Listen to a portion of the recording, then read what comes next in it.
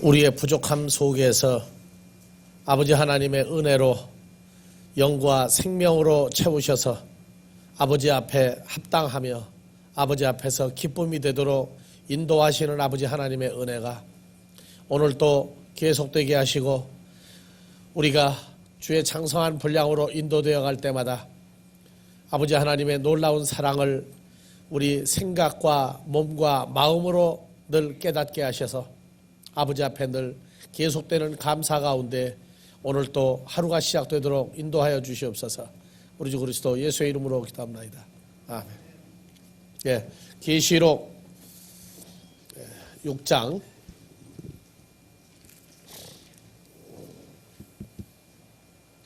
예, 첫째 인부터 쭉 같이 봅시다.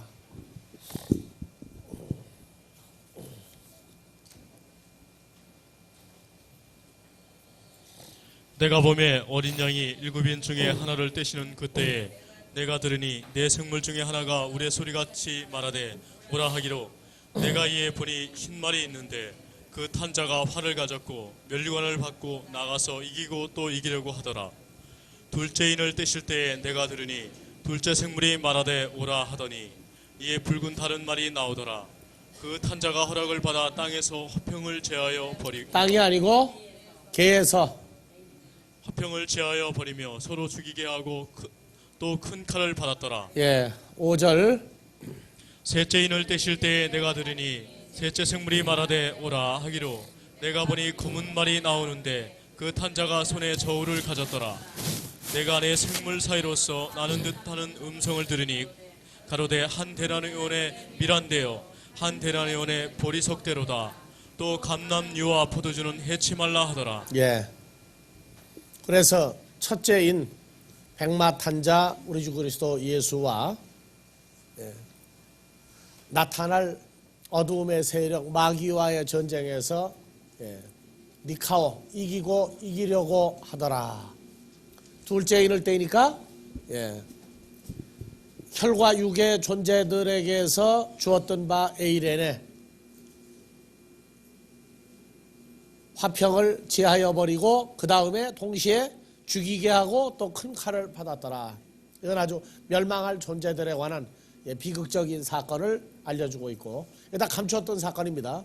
그 다음에 세 번째 인을 뗄 때에 셋째 생물이 말하되 보니까 검은 말이 나오는데 그 탄자가 손에 저울을 가졌더라. 그래서 저울 가지고 뭘 했다는 거예요? 한 데나리온에 자, 여러분들 지금 이 셋째인 떼일 때의 사건을 검은 말이 나오니까 검은 말은 죽음을 얘기하고 그 다음에 기근을 얘기했단 말이에요. 기근. 종래에 그렇게 풀었어요. 기근이다. 그래서 보니까 한 데나리온 가지고 하루 장정 품삯을 가지고 밀을 몇 대를 사고 그 다음에 한 데나리온 장정 하루 품삯을 가지고 보리는 몇 대다? 석대다. 그러면 살만해요? 어려워요? 하루 품삯이 한 데나리온이다. 왜 어려워요? 뭐 때문에? 밀이나 보리 석대면은 매일 밀 한 대박 보리 석대인데 뭐가 어려워요? 매일 품삯 가지고 예? 아니 하루 품삯이 한 데나리온이라며요. 그러면 밀이 적다 그러면 보리 석대 사다가 먹으면 될 거 아니에요. 예? 아니 그러니까 그 다음날 또 일하면 될 거 아니에요. 한 데나리온 가지고. 그러면 30데나리온 가지고 30데나리온 가지고 한 달 30일 따지고 30데나리온에 아 누가 밀하고 보리만 사다 먹어요? 그거 가지고? 차비도 하고. 아니 왜 이걸 기근이라고 푸느냐 말이에요.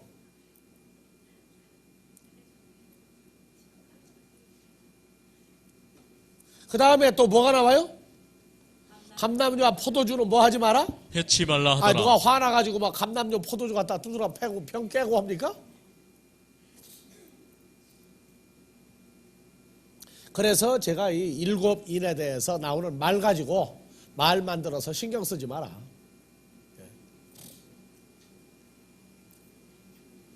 그래서 지금 우리 말로는 이 저울을 가졌다고 했는데 그 검은 말 탄 자가 손에 저울을 가졌더라. 이 저울이 우리는 무슨 저울을 얘기해요? 자, 사법고시 합격하고 난 다음에 연수원 가죠. 거기 가면은 무슨 조각이 있어요? 한 여자가 저울을 들고 있는 조각이 나오죠. 그게 어디에서 나온 거예요? 그 여자가 그리스 신화예요? 로마 신화예요? 어디서 나온 거예요? 예? 그래서 저울의 형평성 절대 어느 쪽에도 치우치지 마라. 요새 세태가 참 복잡해져 가지고 법관 지낸 양반들이 붙들려가고 난리가 나는 거 보니까 어느 쪽 저울에다가 무게를 실렀는지 내가 모르겠어요. 하지만 우리는 공적인 장소에서는 개인적인 공박이라든가 또는 세상 얘기에 시간을 안 보내기로 한 사람들이니까 그러나 사법부 하면은 그 저울을 가지고 기준을 잡는단 말이에요.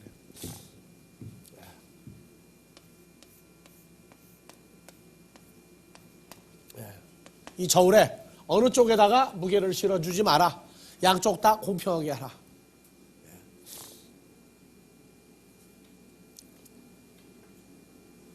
그래서 이 저울을 그냥 저울로 풀어버리기 때문에 좀 문제가 발생을 했어요. 그래서 한 데나리온이 장정 하루 품삯이니까 여기 몇 식구가 먹는다 하는 말도 없어요. 그때 보니까 무엇도 있더라? 포도주와 감람주도 있더라. 여기 뭐 육류가 빠져서 문제가 돼요? 고기가 빠졌어요? 자, 이걸 지금 마지막 때로 좀 풀고 있죠? 마지막 때에 기근이 뭘 온다고 그랬어요? 그래서 아모스 8장 11절 이하에 마지막 때 기근의 상황이 나오죠. 마태복음 24장에 처처에 기근과 지진이 있으리니 자, 다 같이 봅시다. 주 여호와께서 가라사대 보라 날이 이를지라. 이게 날이 이를지라가 마지막 때가 온다는 얘기거든요. 나 여호와가 기근을 어디에 에레츠 게이에 보내리니 양식이 없어 주림이 아니며. 어떤 양식이요? 입으로 들어가 배를 불려주는 양식이 없어 배가 고픈 것이 아니요 먹을 물이 없어서 목마른 것이 아니요 여호와의 말씀을 듣지 못한 기갈이라. 그럼 마지막 때 기근은 뭘로 온다는 얘기예요? 하나님의 입으로 나오는 말씀을 듣지 못하면 기근이란 말이에요. 그래서 2000년 전에 예수님이 오셨을 때에 마귀와 최초의 싸움이 뭐로 나와요? 이 돌로 떡덩어리를 만들어라, 빵덩어리를 만들어라. 예수님 뭐라고 하세요? 사람이 떡으로 빵으로만 사는 사람도 있지만 하나님의 백성은 하나님의 입으로 나오는 말씀으로 배가 불러야 한다는 얘기를 하고 있다고요.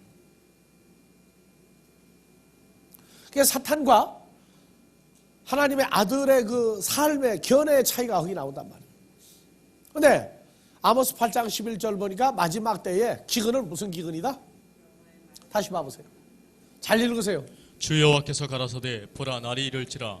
내가 기근을 에레츠에 보내리니 양식이 없어 주림이 아니며 물이 없어 가람이 아니요 여호와의 말씀을 듣지 못한 기갈이라. 그렇죠. 그래서 마태복음 24장에 6절 이하에 난리와 난리 소문을 듣겠으나 너희는 삼가 두려워 말라. 이런 일이 있어야 하되 끝은 아직 아니니라. 민족이 민족을 나라가 나라를 대적하여 일어나겠고 처처에 기근과 지진이 있으리니 이 모든 것이 재난의 시작이니라. 그렇죠. 기근과 지진은 그럼 여기 기근은 무슨 기근을 얘기해요 지금? 하나님의 입으로 나오는 말씀을 듣지 못하는 기근이란 말이에요. 보는 눈, 듣는 귀, 깨닫는 마음이 없고 이 지진도 지구상에 일어나는 물리적인 그러한 지진으로 풀어버리고 있는 사람은 성경으로 볼 때 그 사람이 이미 지진난 사람이에요.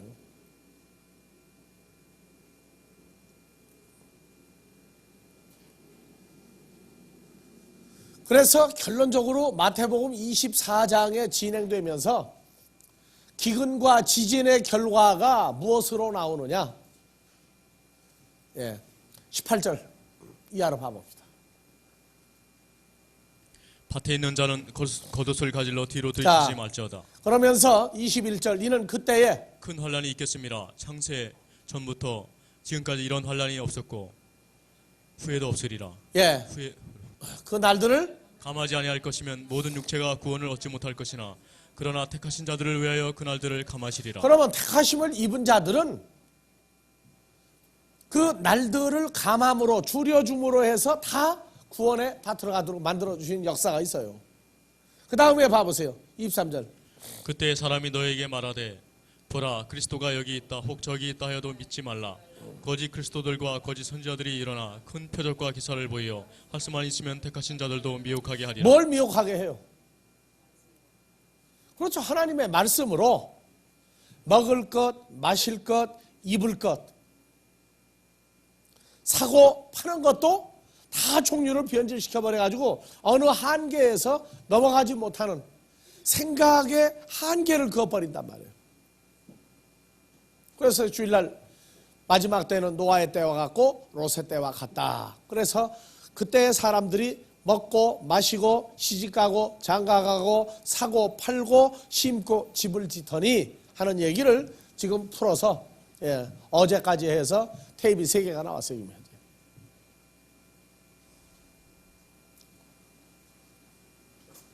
그래서 지금 문제는 뭐냐면 방황하게 만든단 말이에요. 그리스도가 주님이 어디 있다. 이게 지금 벌써 어디 가면 주님 만난다고 그래가지고 끌고 다녀요? 예수는 영접을 했다고 해놓고 만나러 가는 거예요. 만나러. 어디로 만나러 가라는 거예요? 어느 기도원, 어느 산꼭대기 그런 데 가서 만나라는 거예요. 가서. 그 영접한 예수를 찾게 해주는 게 아니라니까요.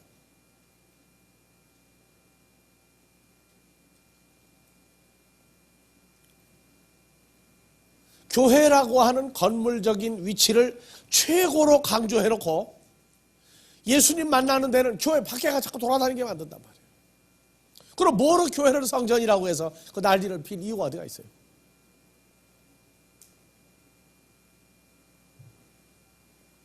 그렇기 때문에 성경이 말하는 기근의 입장을 성경을 풀 때에 기근이 들은 사람이 성경을 풀겠어요? 못 풀어요.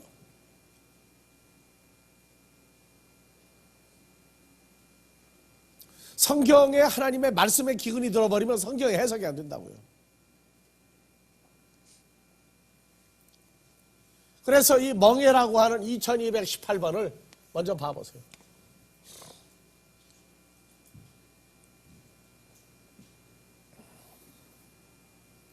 다 같이 쥐고스.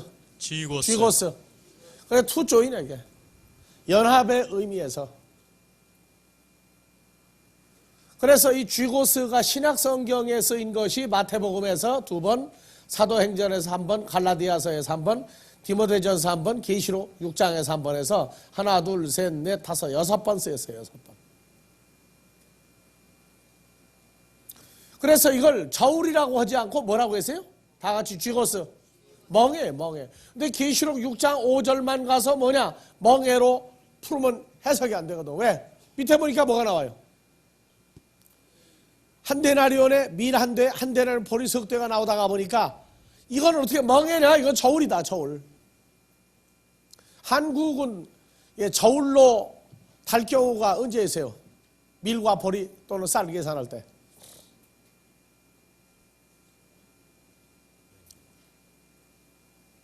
여러분들 쌀 살 때 몇 킬로짜리 주로 사 먹어요? 10킬로, 20킬로. 그 저울로 다른 거죠? 저울로 달았어요. 그러니까 저울 얘기 나오면 여러분들은 잘 이해가 안 가. 근데 옆에 중국만 가도 술을 사러 가도 어떻게 해요? 한 근 주시오. 얼마 줄까요? 한 근 주시오. 반 근 주시오. 그런다고요. 그러니까 술도 저울로 달아서 팔아요. 저울로 달아서. 우리는 저울이라면 이상해. 한 병, 두 병. 얼마짜리냐? 뭐 한 옵짜리냐? 두 옵짜리냐? 이러고 부피를 따지는데 중국만 가도 먹을 거, 마실 거 전부 다 전부 저울로 달아 팔아요. 저울로. 오히려 중국 사람들이 그걸 저울이라고 풀면 내가 이해가 가. 근데 한국 사람은 왜 저울로 풀었느냐? 다른 데는 왜 멍에로 풀었느냐 그 말이에요. 그래서 이 쥐고스라고 하는 이 멍에가 해석이 되어야 그 다음에 뭐가 나오느냐? 밀과 보리, 그 다음에 감람료, 포도주,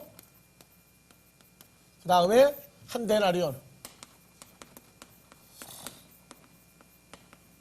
이 내용들이 그대로 한눈에 쭉 연결이 되기 시작한다. 자,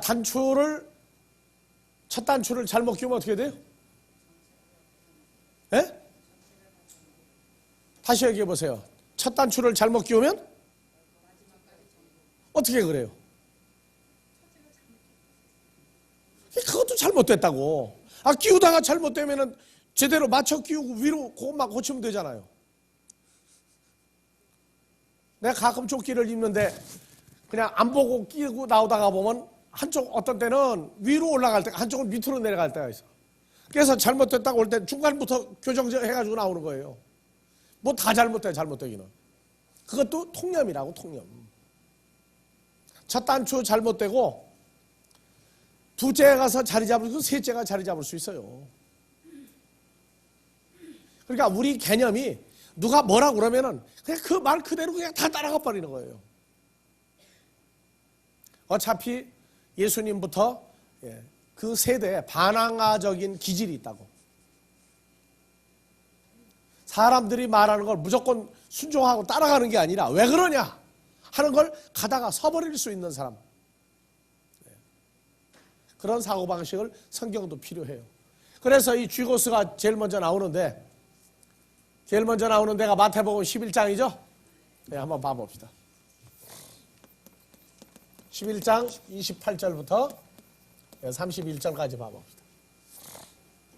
자, 수고하고 무거운 짐진 자들아 다 내게로 오라. 내가 너희를 쉬게 하리라. 여기 무거운 짐도 뭘로 풀었어요, 들 다? 그러니까 사람의 생각을 가지고 풀으니까 무거운 짐 하니까 감당하기 어려운 일들 이런 걸 전부 다 무거운 짐으로 풀었어요. 그래서 며느리하고 시어머니하고 늘 티각태각 하다 보니까 그것도 무슨 짐?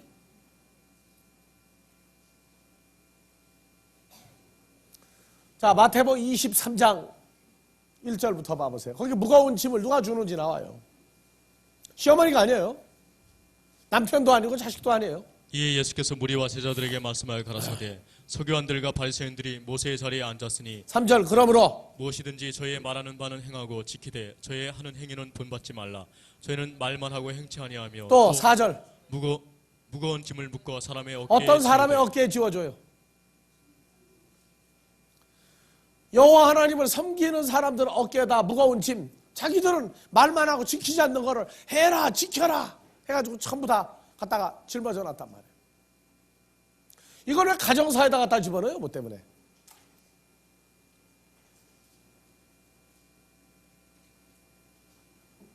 거기야 하나님은 사랑이요 하나님은 은혜를 주시는 분이니까 개인적인 서러움, 원망도 하나님 앞에 갖다가 내놓으면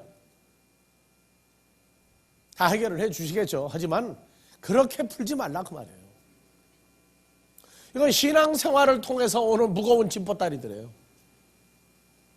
그래서 마태복음 23장에 전부 다 보면은 그들이 말하고 행하는 것과 가르치는 것이 전혀 안 맞는 게 많단 말이에요. 다시요. 마태복음 10장 28절. 수고하고 무거운 짐진 자들아 다 내게로 오라. 내가 너희를 쉬게 하리라. 쉬게 하리라. 뭘로 쉬게 해요? 그래서 29절. 나는 마음이 온유하고 겸손하니 나의 지고스를 메고 내게 배우라. 그러면 너의 마음이 쉼을 너희 마음이 얻으리니. 아니에요. 너희 목숨이 쉼을 얻으리라. 그래서 주님이 가지고 있는 멍에를 메고 주님에게 배우면 내 멍에는 쉽고 내 짐을 가벼움이니라. 그래가지고 멍에를 한국에는 소 2마리를 동시에 매가지고 끄는 게 별로 없어요. 이스라엘이나 중동에 가면은 소 2마리가 한꺼번에 짐을 끌죠. 그러니까 예수님과 함께 멍에를 뭘로 따졌어요? 소 머리와 덩어리 사이에 짐을 끄는 걸 보고 용어를 뭐라고 그래? 그걸 보고 소 어깨에다가 짊어지는 거, 그게 멍해입니까? 입에다 씌우는 건? 아니, 이건 입에다 씌우는 건 멍해가 아니고 망 씌우는 거고. 그래서 예수님하고 함께 끄니까 그 사람은 예수와 연합된 사람이 아니야. 예수님들 옆에 모시고 살려고 하는 사람이라. 예수님이 내게 오라 하는 얘기는 나와 연합되라 하는 얘기거든, 지금 이게. 그러면 예수님이 끌면은 어떻게 돼요? 그러니까 연합한 예수 사건이 안 되니까 예수님이 옆에서 끌 때 나도 같이 끌면은 혼자 끌 걸 둘이 옆에서 같이 끌어주니까 하는 그런 식으로 풀어버렸단 말이에요. 그래서 주님에게 와서 예수 그리스도에게 배우면 누구의 일을 할 수가 있어요? 예? 내게 와서 배우라. 자, 이쪽은 서기관 바리새인들이에요.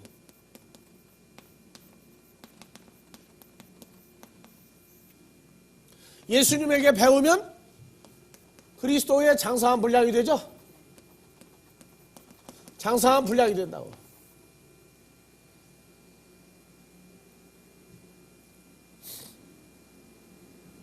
그러면 너희 목숨이 쉼을 얻으리니 하는 얘기랍니다. 그러면 서기관 바리새인들에게 가니까 어떻게 돼요? 수고하고 무거운 짐이 생기죠. 요거는 이 서기관 바리새인들은 전부 다 육적인 사람들이란 말이에요. 혈과 육의 사람들이에요. 혈과 육의 사람들. 그러니까 가진 것은 없는데 내 것은 아닌데 흉내내고 열심으로 해야 된단 말이에요. 열심으로. 하려고 보니까 얼마나 힘들어요. 그래서 요한복음 8장에서도 유대인들을 향해서 너희는 참 딱한 사람들이다. 참 딱한 사람들이다. 그러면서 하나님의 아들이 너희에게 가면 너희를 자유하게 하리라. 어디서 자유냐? 죄, 사망에서부터 자유하여 생명인 그리스도와의 만남을 이루어 줄 것이다. 그렇게 얘기를 했다. 그러니까 주님을 만나지 못하면 생존한다는 자체와 그 삶 자체가 무거운 거예요, 전부 다. 그래서 사망에서 생명으로 주님의 나라로 옮겨지면 그때부터 오는 자유가 있어요. 그건 방종, 육적인 자유를 얘기하는 게 아니에요. 거기에도 의무와 책임이 따른다고요. 이북에서 남쪽으로 오면 여기 법이 없어요? 있죠? 그러니까 가는 곳마다 행해야 될 규례와 의무와 법은 있어요. 그러나 우리가 가지고 있는 자유와 이북에서 자유가 달라요. 그런데 나쁜 것도 오래 생활을 하다가 보면 습관이 돼가지고 나쁜 것도 그게 무거운 건데 늘 그 속에서 살다가 보면 그게 굴레가 돼가지고 진정으로 자유를 얻어도 그게 보따리가 돼요. 집보따리가 돼요. 자, 동독이 공산주의 지하에서 서독이 민주주의로 서로 양쪽에 대치하고 있다가 동독에서 그냥 서독으로 막 넘어오죠. 막 넘어와요. 왜? 뭘 얻으려고? 자유를 얻으려고. 그게 서독의 베를린의 브란덴부르크 동독과 동베를린, 서베를린을 나누었던 브란덴부르크 그 문을 개방하고 통일이 되던 역사를 우리가 유럽에 있으면서 아주 생생하게 봤어요. 그 전에는 동독에서 기구를 타고 넘어온 사람, 땅속으로 파고 넘어온 사람, 철조망으로 넘어오다가 그냥 철조망에 걸려 죽어버린 거예요. 그냥 고압에 걸려가지고. 근데 막상 그렇게 자유를 그리던 서독과 동독이 통합이 됐어요. 그러면 살판 나갔죠? 살판 나죠? 근데 그때부터 못 살겠다는 거예요. 뭐가 못 살겠느냐? 동독 치하가 공산주의가 좋다. 왜냐? 개판으로 살아도 먹을 건 좋거든.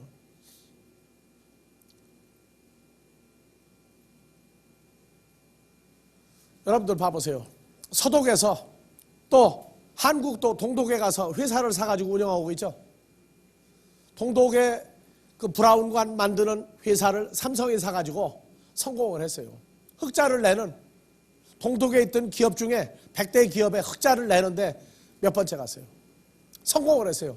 그런데 성공한 것만 보지 말란 말이야. 성공하기까지 삼성이 그 브라운관 만드는 데를 인수해가지고 얼마나 애를 먹었는지 몰라.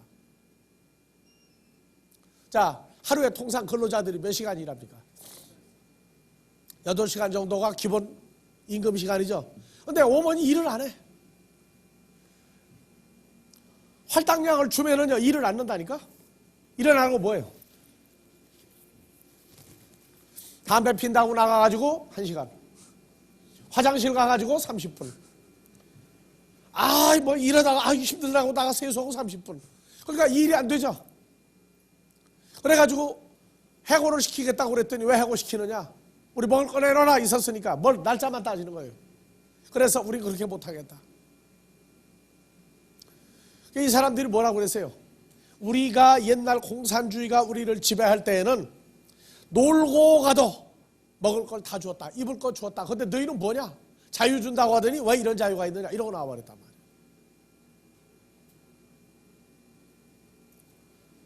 그렇게 그리던 갈망하던 자유가 오히려 이 사람들이 무거운 짐이 돼버렸어요. 오죽하면 나라가 망합니까?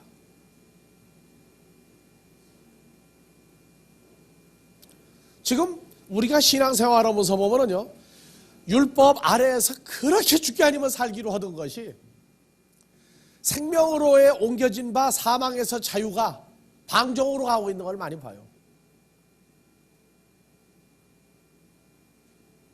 그러나 그것이 무거운 게 아니라 이미 주어진 바 은혜 속에서 생명으로 옮기는 하나님의 역사를 우리가 보고 있기 때문에 그래 좋다. 잠시도 자유를 못 누리겠느냐? 놔두고 보는 거예요. 그러면 세월이 지나면 내 이 방종이 이게 나를 망하게 하는구나. 그 깨달을 때가 와요.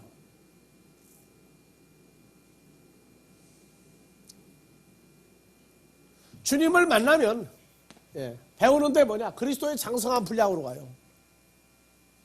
근데 서기관 바리새인들은 뭐 하느냐? 이 집보따리만 맡겨놓고 혈과 육으로 해서 사망으로 간단 말이에요. 사망으로.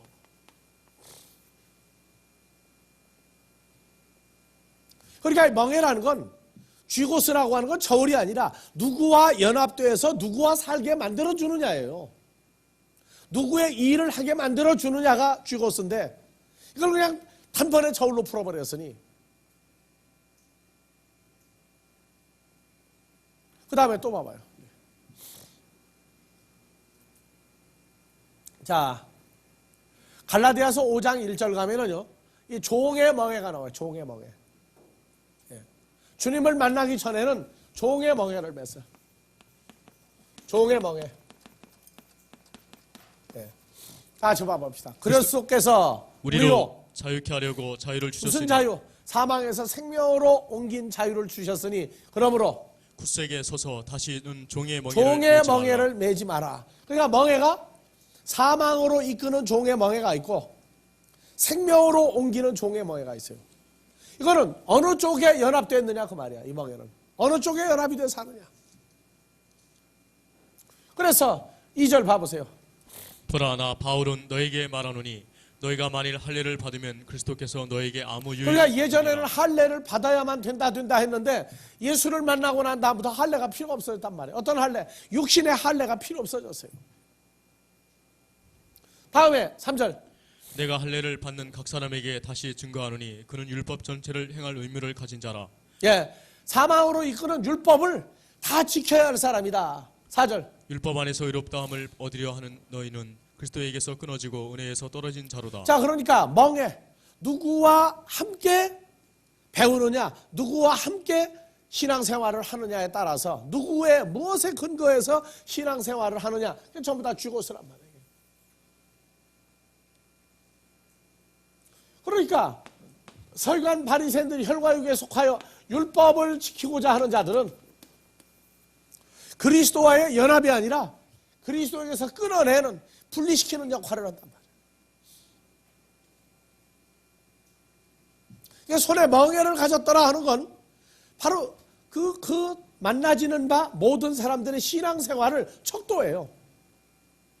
누구와 만남으로 누구에 의해서 누구와 연합하여 신앙생활을 했느냐, 그거를 재는 잣대란 말이에요. 잣대.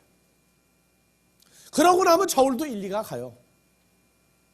그러나 앞에 쥐고스의 그 조인, 누구와 연합돼서 누구에 의해서 신앙생활하고 누구에 의해서 살게 됐느냐, 그러면 그 열매가 하나는 사망으로 하나는 생명이란 말이에요. 그러면 그때 가서는 그 신앙생활의 척도가 쥐고스가 나와요. 주님은 오면은 보겠죠. 그 각자의 신앙생활의 근거, 과정, 마무리 뭐가 나왔느냐, 이거를 전부 다 주님이 가지고 있는 쥐고스로 다 재기 시작한단 말이에요. 자, 또요. 사도행전 15장 10절도 가면은 할례를 받아야 구원을 받는다 하는 것도 이게 멍해예요, 멍해. 신앙생활의 기준도 멍해로 얘기한단 말이에요. 디모데전서 6장 1절 2절 봐보세요. 디모데전서 6장 1절 2절. 무릇 멍에 아래 있는 종들은 자기 상전들을 범사에 마땅히 공경할 자, 자로 어디 알지니 아래 있는 종들이에요? 멍에 아래 있다는 얘기는 누구 아래 있는 거예요? 주님의 멍에냐, 율법을 지키는 죄와 사망의 멍에 서기관 바리새인들 아래 있느냐, 그리스도 예수 아래 있느냐, 나오죠? 그러면 여기 멍에 아래 있는 종들은 누구 아래 있는 사람들이에요? 지금 주님과 연합하여 주님에게 배워서 신앙생활하고 있는 하나님의 종들은 자기 상전들을 범사에 마땅히 홍경할 자로 알지니 이는 하나님의 이름과 교훈으로 회방을 받지 않게 하려 함이라. 2절. 믿는 상전이 있는 자들은 그 상전을 형제라고 경히 여기지 말고 더 잘 섬기게 하라. 2절 다시 읽으세요. 다 같이요. 이거 중요한 얘기입니다. 믿는 상전이 있는 자들은 그 상전을 형제라고 경히 여기지 말고 더 잘 섬기게 하라. 이는 유익을 받는 자들이 믿는 자요 사랑을 받는 자임이니라. 너는 이것들을 가르치고 권하라. 믿는 상전이 있는 사람들, 여기는 자기 상전이에요. 자기가 가르치는 사람들도 상전이 되지만 자기를 가르친 상전도 있단 말이에요. 근데 그 상전을, 예수님도 하나님의 아들이고 12 제자도 하나님의 아들이에요. 나도 하나님을 아버지라고 부르고 여러분들도 하나님을 아버지라고 불러요. 그러니까 같은 형제니까 한국말로 맘먹자고 하지 말라고 말해요. 맘먹자고 하지 말라고 말해요. 그게 목사들 사이에서도 그래요. 목사 안수 받은 지가 얼마 안 되는 친구가 고참 목사를 보고 뭐 아무개 목사 하고 부르고 다니거든. 그게 고참 목사가 들으니 참 기가 막히단 말이야. 뭐 하나님 아버지 간처니까 뭐 똑같은 줄 알아요? 그러나 먼저 된 사람이 티를 안 내는 거지.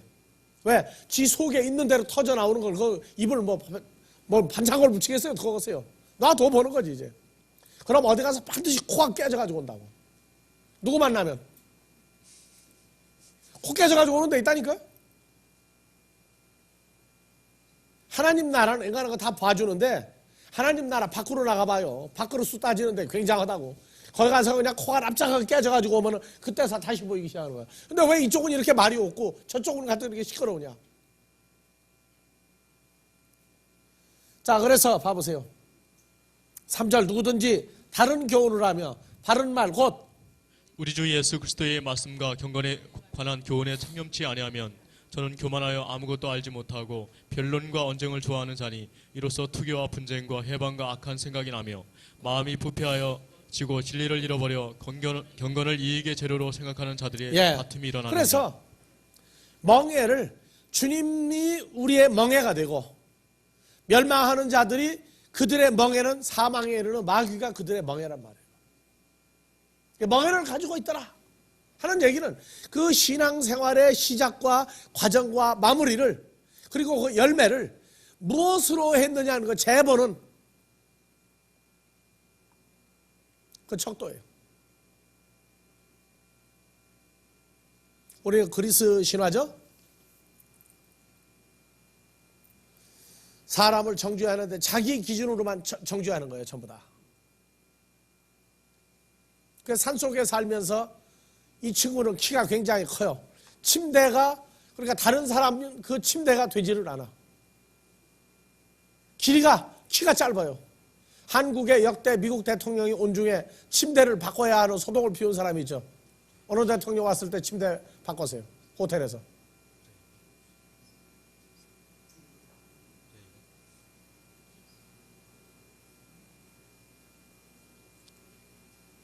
미국 대통령 중에 키가 제일 큰 대통령 하나 왔었죠. 존슨 대통령이죠. 그래서 머무는 호텔이 그냥 반 키하고 딱 보니까 도저히 침대가 사이즈가 안 맞는 거야. 그래가지고 그 침대 만들어가지고 급조해가지고 갖다가 집어넣었다고. 근데 그리스 신화에 나오는 이 강도는 지나가는 사람만 붙들면은 붙잡아다가 침대에다가 키를 딱 재보는 거야. 그게 자기 키보다 적으면 어떻게 해? 잡아 당기는 거야, 이제 그냥. 그게 자기 키보다 큰 놈 만나면 어떻게 해? 잘라, 이제. 근데 오늘날 그리스 신화에 나오는 그 친구가 나중에 자기보다 더 센 사람 만나고 보니까 어떻게 되세요? 잘라버렸어, 그것도. 그럼 지가 죽어요, 살아요? 그러니까 그런 사람 만나면 사정없이 하여튼 한번 죽었다 살아난다고.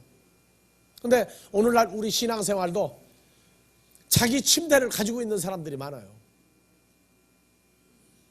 전부 평가하는데 성경에 뭐라고 썼어도 뭐라고 그러냐? 지나가다가 성경 얘기 한마디 했다가 나도 하여튼 얼굴이 붉어지니까.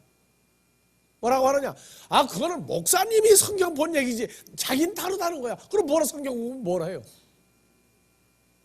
그래, 내가 그래. 당신은 예수님이 눈앞에 나타나도, 예, 원수인 궁뎅이를 만드는 사람이다. 그래.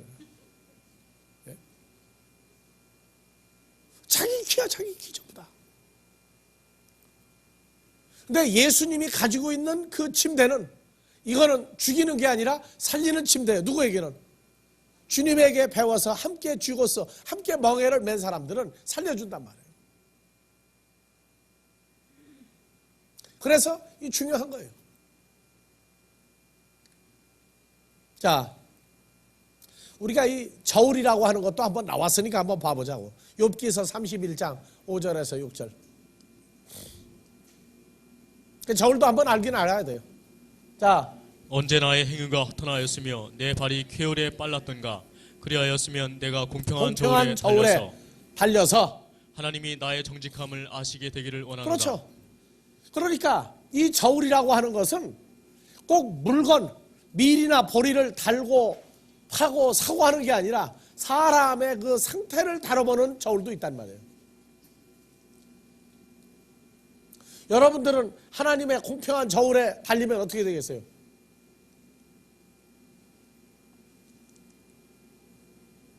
하나님의 공평과 여러분들과 저울에 올려놓으면 어떻게 되겠어요? 그래서 이것을 평가한 데가 로마서 3장 23절이에요. 모든 사람이 죄를 범하였음에 하나님의 영광에 이르지 못하더니 이 이르지 못하다가 뭐냐면 저울에 다뤄봤더니 부족한 거예요. 뭐 때문에? 죄가 더 커가지고 하나님의 형상을 도달할 수 있는 방법이 안 나와. 그래서 24절 그리스도 예수 안에 있는 구속, 예수와 연합된 쥐고스를 갖고 나니까 하나님의 은혜로 값없이 뭐 되었다? 의롭다 하심을 얻은 자 되었느니라. 그때부터 하나님의 저울에 달아보면 공평한 저울에 이제 무게가 딱 같이 맞먹는다 그 말이에요.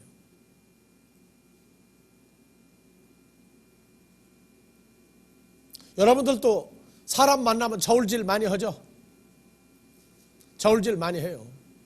무슨 저울질을 합니까? 그 사람이 진짜냐 가짜냐, 요새는 성형수술을 했느냐 안 했느냐 가지고 또 저울질 하더라고. 코를 높였느냐, 볼때기에다가 뭐 주사를 맞았느냐 해가면서 그것도 저울질하고 앉았더라고. 시편 62편 8절 9절. 백성들아 시시로 저를 의지하고 그 앞에 마음을 투하라. 하나님은 우리의 피난처시로다. 셀라. 진실로 천한 자도 헛되고 높은 자도 거짓되니 저울에 달면 들려 입김보다 경하리로다. 그래서 큰 소리치는 높은 자도 천한 자도 다 하나님의 공평의 저울에다가 달아보면은 도대체 무게가 안 나가요. 왜? 뭣도 못 입김보다도 경하리라. 후하고 불면 나가는 그 입김보다도 값어치가 없단 말이에요. 무게가 안 나온단 말이에요. 아모스 8장 4절에서 6절. 궁핍한 자를 삼키며 땅에 가난한 자를 망하게 망하게 하려는 하려는 자들아 이 말을 들으라. 너희가 이르기를 월삭이 언제나 지나서 우리로 곡식을 팔게 월삭은 하며 뭡니까? 한 달 30일 중에 월삭은 언제예요? 월삭. 월초는 뭡니까? 집에 가서 국어사전 반드시 찾아보세요. 안 그러면 내가 월삭을 받을 거예요. 이제 우리로 곡식을 팔게 하며 안식일이 언제나 지나서 우리로 밀을 내게 할고 에바를 작게 하여 세계를 크게 하며 거짓 저울로 속이며. 자, 여기 에바를 작게 하면 에바가 뭐예요? 에바가 청량 단위죠. 그래서 에바를 작게 하여 세계를 크게 하며. 그럼 세계를 크게 한다는 얘기는 무슨 얘기예요?